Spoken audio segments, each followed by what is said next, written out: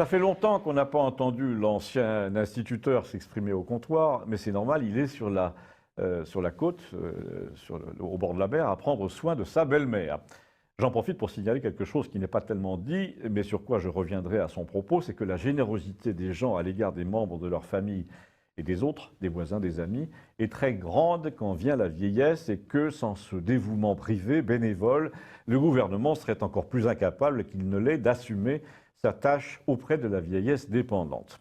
Donc mon instituteur retraité là m'a expliqué un peu amèrement, mais aussi presque tendrement, qu'est-ce que tu veux faire? On va quand même pas la laisser en institution, cette pauvre femme, avec les fous, les maniaques, parce qu'elle est plus ou moins paralysée, mais la tête, ça va très bien, elle lit, elle écoute Beethoven avec son petit casque, elle fait des sudoku à toute allure, elle retient les prénoms dans les feuilletons, elle joue de la guitare électrique même, figure-toi, sans ampli, avec des petits écouteurs, pas pour faire moderne, mais parce qu'elle est toute petite et que c'est plus mince comme guitare.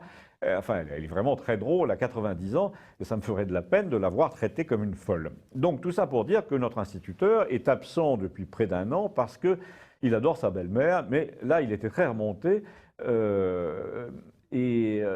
il était très remonté parce qu'il venait d'apprendre que toutes les écoles arboreraient les couleurs de la France et celles de l'Europe, mais surtout qu'on allait faire apprendre aux gosses la Marseillaise. Et j'imagine, m'a-t-il dit, que s'ils l'apprennent, c'est pour la chanter. Or, déjà, les occasions sont de plus en plus rares, puisque même les footballeurs qui gagnent toute une vie de salaire en une année n'en sont plus capables.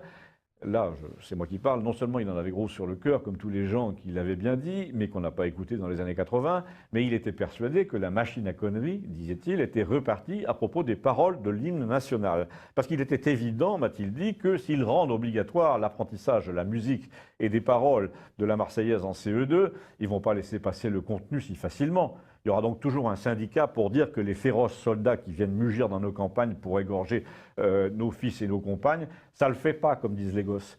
Déjà, il n'y a pas un gamin sur 10 qui connaisse le sens du verbe mugir. Quand je suis sorti de l'école normale, me dit-il, on a imposé encore aux enfants une discipline qui s'appelait la stylistique et qui consistait à remplacer par exemple le mot faire dans l'expression faire une erreur par le mot qui convenait, c'est-à-dire commettre. Ou alors dans l'expression faire une hypothèse, remplacer faire par émettre.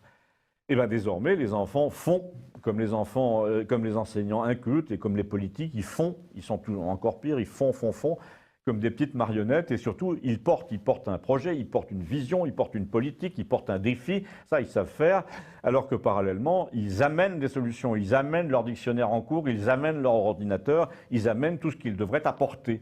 Je ne sais pas, me dit-il, si tu vois la nuance, enfin, toi, si, évidemment, comme écrivain, mais les écoliers, non, et Macron, encore moins.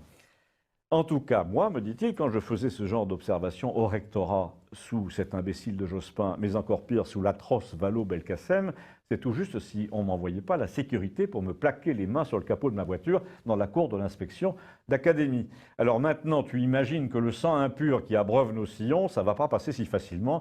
Il va y avoir des commissions de crétins un peu partout pour téléphoner à la LICRA, et peu à peu, l'idée qu'on pourrait changer les paroles de la Marseillaise va se répandre. Alors de l'autre côté, tu vas avoir des associations qui vont prôner le statu quo, qui vont dire un hymne national, ça fait référence à l'histoire, à des circonstances qui ont fondé la nation, des circonstances cruelles, on n'y peut rien. Et tout ce monde va s'étriper sur tous les blogs à cause du gouvernement, mais on finit par se demander si ce n'est pas le but. Dans certains cas comme celui-là, on a l'impression que mettre de l'huile sur le feu fait partie d'un plan délibéré venu d'en haut pour diviser les Français dans le but d'arriver ensuite avec une auréole de rassembleurs sur le ton. Vous voyez bien que vous êtes incapables de trouver des solutions ensemble, on va vous les imposer. Le problème que n'ont pas compris ces messieurs, c'est qu'on ne décrète pas l'usage, ou alors ça prend un siècle.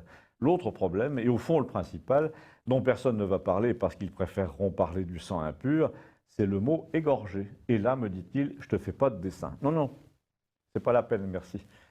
Abonnez-vous.